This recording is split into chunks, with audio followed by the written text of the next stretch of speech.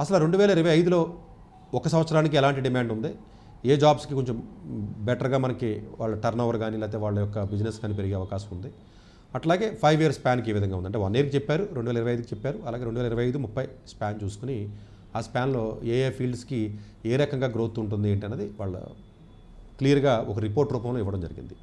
So ఆ రిపోర్ట్లో ఉన్నటువంటి ఈ యొక్క ఫైనల్గా ఉన్నటువంటి సినాప్సిస్ అనుకోండి లేకపోతే కంక్లూషన్స్ అనుకోండి, అవి నేను మీకు ఇప్పుడు చెప్పడానికి నేను ప్రయత్నం చేస్తాను.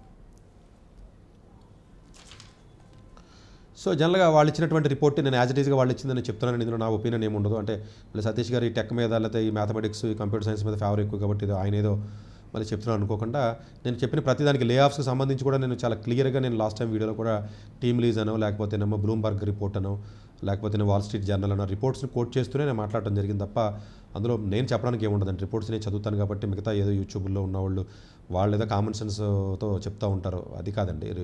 అఫీషియల్ రిపోర్ట్స్ అండి ఇవన్నీ కూడా. ఆ రిపోర్ట్స్ని బట్టి నేను చెప్పడం జరుగుతుంది. మోరల్లెస్ అన్ని రిపోర్ట్స్ కూడా సిమిలర్గా మ్యాచ్ అవుతున్నాయి.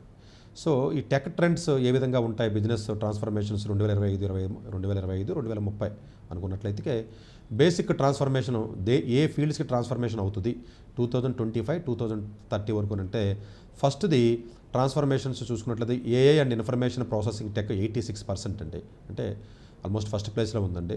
అలాగే రోబోటిక్స్ కానివ్వండి, అటానమస్ సిస్టమ్స్ ఏవైతే ఉన్నాయో అంటే డైరెక్ట్గా మెషినరీ అనుకోండి, సిస్టమ్స్ అనుకోండి, మనుషులతో ప్రమేయం లేకుండా ఉన్నటువంటి ఇది ఏదైతే ఉందో 58% మనకి 2030కి మనకి ఈ ట్రాన్స్ఫర్మేషన్ జరిగే అవకాశం ఉందని చెప్తున్నారు. అంటే అన్ని యాక్టివిటీస్ ఇంత పర్సంటేజ్ ఆఫ్ యాక్టివిటీస్ ట్రాన్స్ఫార్మ్ అయిపోతాయి. So AI and information tech almost 86% అన్నారు చూడండి. అంటే అంత పర్సంటేజ్ ట్రాన్స్ఫార్మ్ అవుతాయి. ఇప్పుడు ఎగ్జిస్టింగ్ ఉన్నటువంటి జాబ్స్ కానివ్వండి, ఇప్పుడు ఎగ్జిస్టింగ్లో ఉన్నటువంటి వర్క్స్ కానీ యాక్టివిటీస్ కానీ ట్రాన్స్ఫర్మేషన్ అనేది చాలా క్లియర్గా పర్సంటేజ్ ఇవ్వడం జరుగుతుందండి వాళ్ళు.